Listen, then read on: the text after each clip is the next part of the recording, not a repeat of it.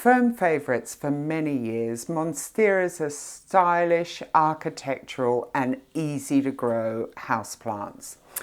They originate from tropical Americas, where they're found scrambling up onto trees, and they use these cord-like aerial roots to cling to the branches.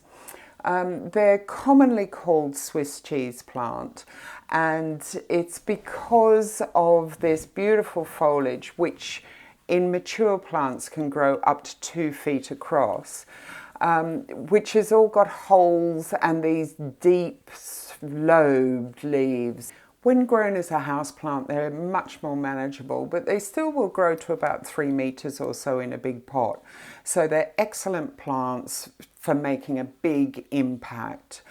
They like a bright spot with bright indirect light, so don't leave them sitting where they're going to get direct sun from a window. And ideally, temperatures no lower than 10 degrees Celsius. Occasionally these big leaves can get a little bit dusty, so you may want to occasionally just go over with a damp cloth and just give them a wipe. They like a relatively humid environment, so do mist the leaves with water on a regular basis, particularly if they're grown in a heated room.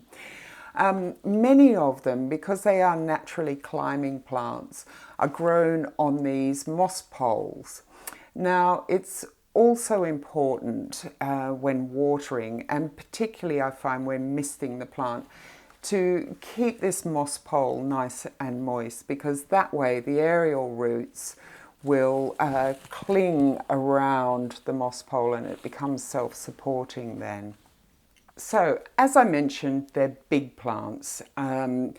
They will need repotting every 2 years or so in spring ideally, and just use a good general purpose potting mix for that. But if they really do outgrow their space, then you can just literally lop them off at the top and they will eventually send up new shoots.